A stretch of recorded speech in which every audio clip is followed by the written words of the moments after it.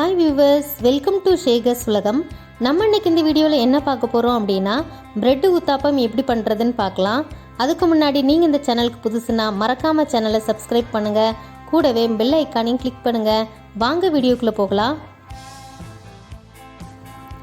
ஒரு பவுலில் ஒரு 3 டேபிள் ஸ்பூன் அளவுக்கு அரிசி மாவு சேர்த்துக்கலாம். அது கூடவே 3 டேபிள் ஸ்பூன் அளவுக்கு ரவா சேர்த்துக்கிறேன். இது வறுக்காத ரவை தான். இதிலேயே ஒரு 4 டேபிள் ஸ்பூன் அளவுக்கு தயிர் சேர்த்து நல்லா மிக்ஸ் பண்ணிக்கோங்க. இப்போ கொஞ்சமாக தண்ணி சேர்த்துட்டு நல்லா மிக்ஸ் பண்ணிக்கலாம். பார்த்தீங்கன்னா நல்லா மிக்ஸ் பண்ணி எடுத்து வச்சாச்சு. இது ஒரு 10 மினிட்ஸ் நல்லா ஊறட்டும்.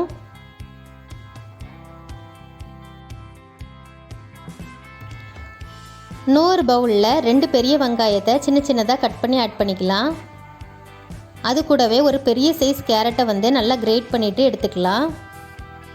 இது கூடவே கொஞ்சமாக கொத்தமல்லி இலை, 2 பச்சை மிளகாயை சின்ன சின்னதாக கட் பண்ணி ஆட் பண்ணியிருக்கேன். இது எல்லாத்தையும் நல்லா மிக்ஸ் பண்ணி எடுத்து வச்சுக்கோங்க.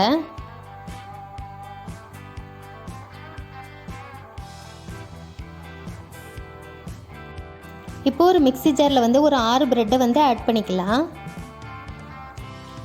பிரெட் மில்க் பிரெட்டாவோ ஸ்வீட் பிரெட்டாவோ இருக்கக்கூடாது, நார்மல் பிரெட்டாக இருக்கணும். இப்போ இது ஒரு கிரைண்ட் பண்ணிக்கலாம். பார்த்திங்கன்னா இந்த மாதிரி கிரைண்ட் பண்ணதுக்கப்புறம் நம்ம கலந்து வச்சுக்கிற கலவையை இதில் ஆட் பண்ணிக்கலாம்.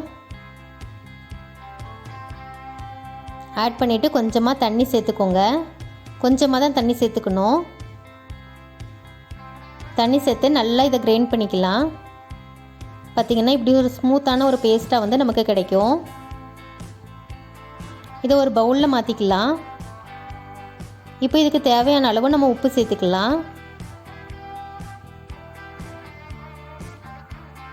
இந்த மாவோட கன்சிஸ்டன்சி எப்படி இருக்கணும் அப்படின்னா தோசை மாவோட கொஞ்சம் கெட்டியாக இருக்கிற மாதிரி பார்த்துக்கோங்க.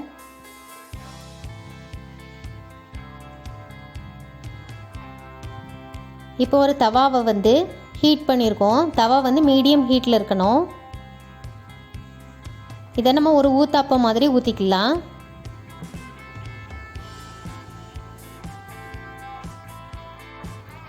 இது மேலே நம்ம கலந்து வச்சுக்கிற வெஜிடபிள்ஸை ஆட் பண்ணிக்கலாம். உங்களுக்கு பிடிச்ச வெஜிடபிள்ஸ் எதுனாலும் நீங்கள் சேர்த்துக்கலாம். நான் இப்போ கொஞ்சமாக இதில் இட்லி பொடி ஆட் பண்ணியிருக்கேன். இட்லி பொடியும் கொஞ்சமாக ஆயிலும் ஆட் பண்ணியிருக்கேன். கரண்டியை வச்சு இந்த மாதிரி நல்லா ப்ரெஸ் பண்ணி விடுங்க. அப்போ தான் கேரட் தனியாக பிரிஞ்சு வராது.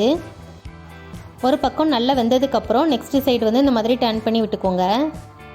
இந்த சைடும் ஒரு 1 to 2 மினிட்ஸ் நல்லா குக் ஆகட்டும்.